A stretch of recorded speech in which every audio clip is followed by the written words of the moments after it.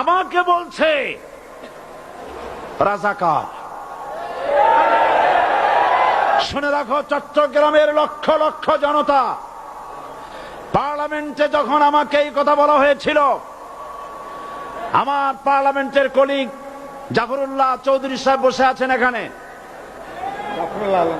হ্যাঁ, জাফরুল ইসলাম চৌধুরী বসে আছেন পাশে, প্রধানমন্ত্রী সুদ্ধা, অন্তত 3 শতাধিক পার্লামেন্টের সম্মানিত সদস্যরা সেদিন বসা। 1997 সনের বাজেট বক্তৃতা যখন আমি করতেছিলাম, ডক্টর কুদরতে খোদা, নাম রাখছে কুদরতে খোদা, আসলে গজবে খোদা। এ লোকটি নাস্তিক, ইসলামের চূড়ান্ত দুশমন। তার প্রণীত শিক্ষা ব্যবস্থার যখন সমালোচনা করছিলাম, ট্রেজারি বেঞ্চ থেকে আমাকে বলা হলো রাজাকার। আমি আমার সমস্ত শক্তি একত্রিত করে বলেছিলাম, শুধুমাত্র হিন্দুস্তানের রাজাকারেরাই আমাকে রাজাকার বলতে পারে। আমি বলেছিলাম 1973 সন পর্যন্ত আমি বাংলাদেশের কোন রাজনৈতিক দলের নেতা এবং কর্মী ছিলাম না। আমি রাজাকার নই। আমাকে রাজাকার বলে যদি তাকেও প্রমাণ করতে না পারে, 10 কোটি টাকার মানহানি মামলা দায়ের করব। আমার এই বক্তব্য সারা দুনিয়া শুনেছে।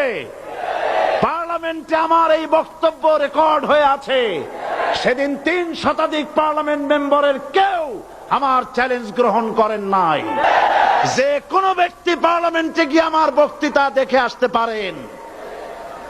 এরপরে 1997 সনের 7 অক্টোবর দৈনিক জনকণ্ঠ পত্রিকা যখন আমার বিরুদ্ধে লিখলো, সেই পত্রিকায় সাইদির ওপেন চ্যালেঞ্জ 8ম পাতা, 1997 7 অক্টোবর, এত বড় 2 কলমে হেডিং। সেখানে আমি বলেছি, বাংলাদেশের সকল সাংবাদিক, গোয়েন্দা বিভাগ, বাংলাদেশের সকল বুদ্ধিজীবীকে আমি আমার পিরোজপুরে আমন্ত্রণ করছি।